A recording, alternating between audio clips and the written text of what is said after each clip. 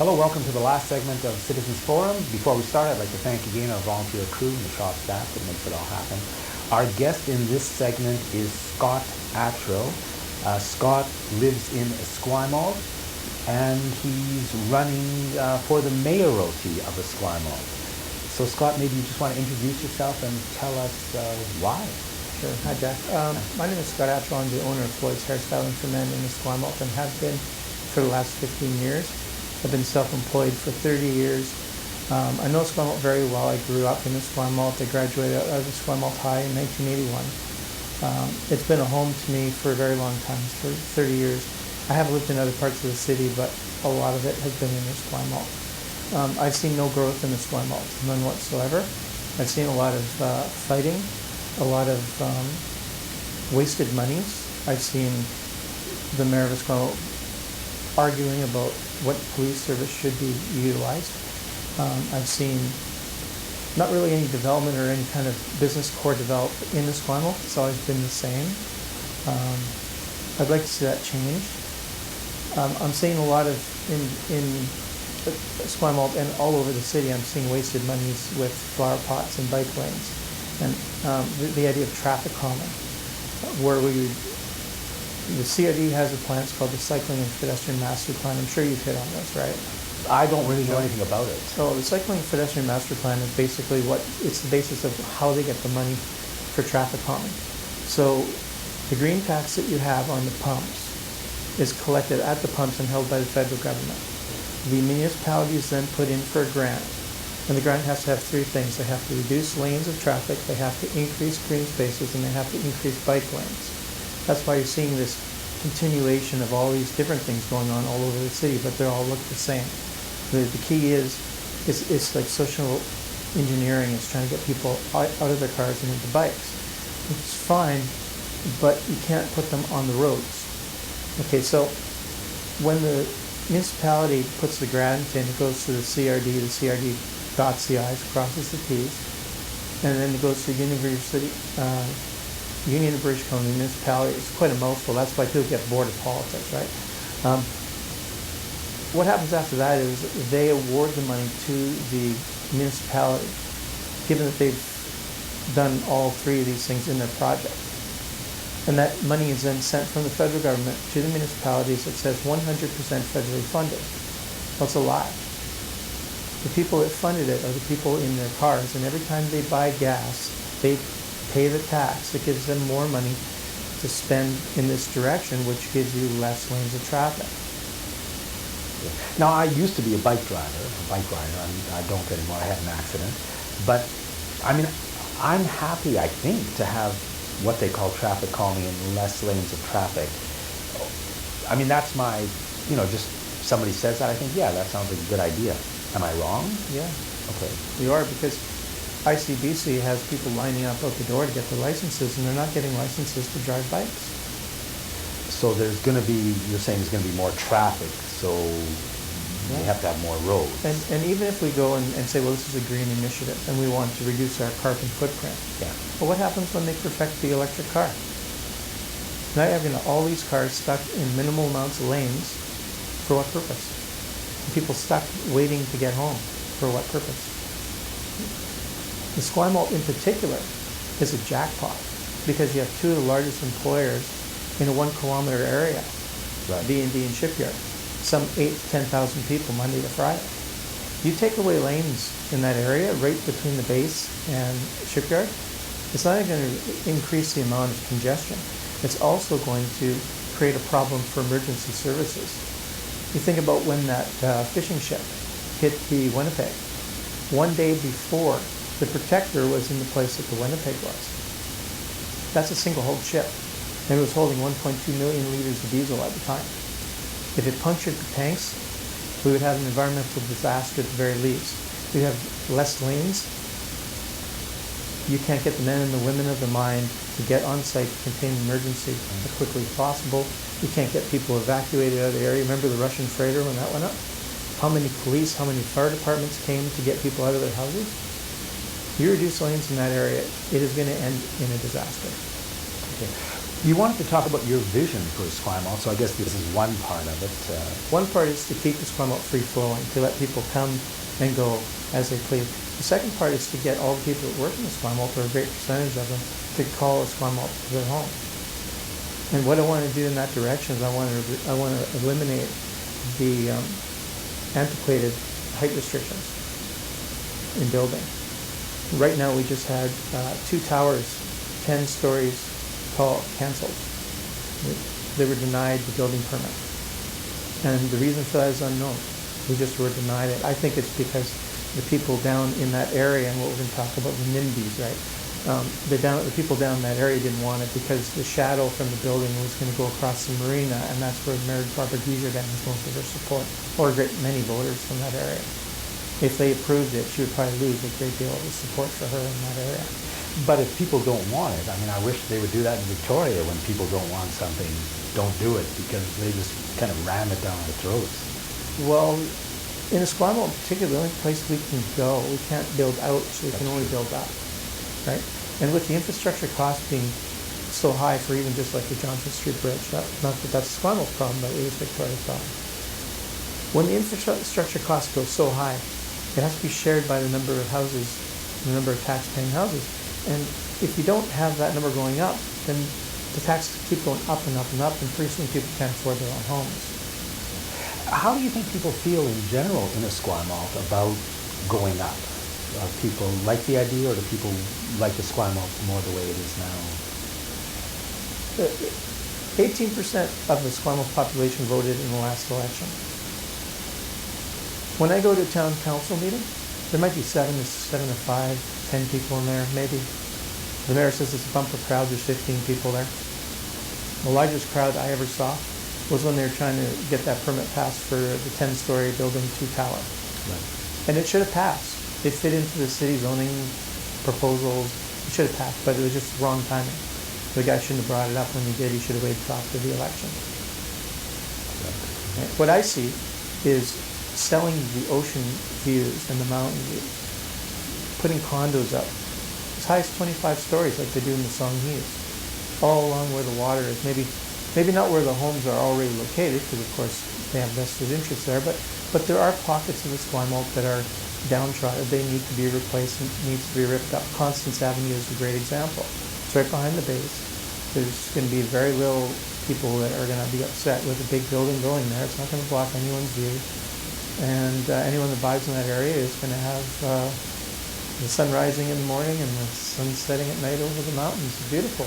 That's true, it's, I mean, how do we put additional housing into our towns and cities without hopefully disturbing other people too much? I mean, and maybe there are ways to do it. I mean, there are places where I guess it can be built with, I don't know that part of Esquimalt, but, if people want it, I'm for it. Yeah, the most complaining I heard about that building, that 10 stories, 2 towers, was it was going to take away their sun. Well, that's important. Well, it is, but it's not gone the whole day. Yeah. The sun moves. You wanted to talk about the CRD's sewage treatment plan. Yeah, we can touch on that. 9 years ago, a good friend of mine and colleague, Keith Martin, said this is a boondoggle. And he was the Member of Parliament. Yeah, I was an old reformer. I was the guy banging on the doors. We didn't have social media then. I got so many doors slammed on me, I can't even count. But the septic treatment plant and the CRD, Keith Martin said it 9 years ago, this is not necessary. The ocean takes care of it fine. The University of Victoria and the University of Washington both stated categorically that we're not doing any damage to the ocean. These are the intellects. And the people that are elected into the CRD have refused to listen to them. I don't know why. Well, my own feeling is it's a lot of money going from public hands into private hands. Sure. I guess that's why. Well, Stantec. That's one word answer. I don't know. I mean, I'm very, very, very disappointed in the politicians of this region who have been involved in that, just because they won't even listen when people say, no, we don't want it. They say, well, we're going to make you want it. Well, when the intellectuals say, no, you don't need it. Yeah, If the federal exactly. government says you have to do it, Yes. and then the provincial government backs it up and says we're going to give you some money too, and then all of a sudden these people that we don't know start lining up at the doors looking for that money. Now Barbara Deeser then started out first saying what I'm saying. Rely on science. If science says it's not required, don't do it. Now she wants to make her own septic treatment plant underground next to City Hall under a 12-story building. Wrong plan, wrong idea. You don't put a septic treatment plant downtown. You got restaurants, you got all kinds of businesses in that area. There's even a residential area behind where she wants to put it. There's a great big huge daycare off to the other side that has about 150 children. You have an earthquake and that thing ruptures. So you stand by the idea that we may very well not have to do anything at all. We should not do anything. And I mean, that would be my first choice too, because that seems to be what the science is saying. The day that science changes and says we are doing irreparable damage to the ocean, Right. then my opinion will change. When we push things into the ocean, whether it's our waste, the only thing we have to make sure is we don't throw pharmaceuticals, paints, oils Yes. into the ocean. Yes. And that's collection at source. Right? You wanted to talk about building permits and how that yes. takes place. You know, the Legion, I've been following this for a long time. I've had my business in Esquimalt for 15 years, and I've been watching this Legion struggle to get a building permit. And the Legion wants to build a fairly tall The first design residential building. was over the limit that Esquimalt allowed. That was part of the problem. But it's been 11 years. Since the first application went. 11 years, and Mayor Barbara Deeser then was as a councillor or as a mayor for 9 of those 11 years. You think a building permit should take 11 years? Imagine the building costs, how they went up in 11 years. So why, I mean, I'm sure other buildings have been built in Esquimalt during that time. Is it that particular thing is? There have been some built, but not many. So you'd just like to see more construction, residential construction in Esquimalt? I'm more in the lines of what Stu did out in Langford, is make the process efficient, but quick. Get the jobs going, get people working, get the building going, and then have the development work around that. You have more people living in a square area, then you have more opportunities for restaurants, more opportunities for barbershops, more opportunities for almost every kind of business. Right now, the Esquimalt core is just eroding. Sorry, right now, The Esquimalt core is just eroding. You go down there, it looks like the ghetto.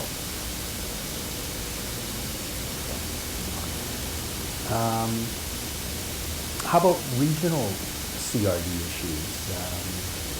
You mentioned the cycling and pedestrian master plan, but you wanted to talk a bit about Admiral's Road. Yeah, well, Admiral's Road, we have a cycling road going behind the C&N Trail. It goes behind the building where I work. Okay. It's 10 feet wide. It goes from the Esquimalt Road where the railway tracks are, down past my building and ends at the Songhees Nation. Because the CRD, in their infinite wisdom, didn't talk with the Songhees Nation about this bike path. So it goes literally 10 feet wide, beautifully paved, all the way down, and it stops and it's gravel. And then it picks up on the other side in View Royal. They don't have the permission of the Songhees to go through their land. They didn't get it before they built these two parts of the trail.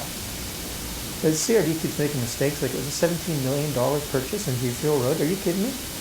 That's just subject to the approval of this area being utilized for this purpose. Mayor Barbara Deeser then should have been yelling it out loud. She should have been screaming no. She could go into the newspapers and say, this is what they're going to do. They're going to buy that property up. I met some people that were actually working in the building at the time when the CRD members came in, and the owner played them like a fiddle. And they just gave up $17 million of our tax-paying money for something that's never was going to be able to be utilized for said purpose. Yeah, how, is there a better way of doing it? I mean, besides the politicians themselves being better trained and doing a better job for us? Well, are they better trained or are they corrupt? That's the question. I mean, if there's corruption involved, which in the case of the septic treatment plant, I believe there is, if you're not listening to science and science is screaming out loud, don't do it. It's not necessary. And somebody says, still, we need to do it. And there's a pile of money at the end of the rainbow, I bet you that there's some influence. I'm not saying any names on the CRD. I'm just saying that when it comes to being pushed more and more, it becomes more and more obvious that something's on. Yeah, something is definitely wrong. Scott, we've only got 1 minute left. Scott Attrell running for the mayoralty in Esquimalt. Is there any other issue you'd like to touch on, the police or just Esquimalt in general? I think the Esquimalt people need to be engaged. I think the town council meetings should be taped. I think there should be less in-camera meetings. I think that people should go to their meetings. It's always held at 7 o'clock, and sometimes we're just too busy with our lives to go. So we should be able to see what's going on a website. It should be recorded, and Could even be live streamed. well, sure, it could, if they have the time. But if it's recorded, then they can play it back whenever they want. But the infrastructures that you're going to pay for in the near future are going to oversee the monies you're going to be available out of your own pocket for taxes. It's going to get too expensive. You're going to have more people live in the area. You're going to have development to be able to afford what's coming down the pike in the near future. City elections are coming up in November, only a few months away, so keep all of this in mind. Thank you, Scott. You're welcome. And thanks for watching Citizens Forum.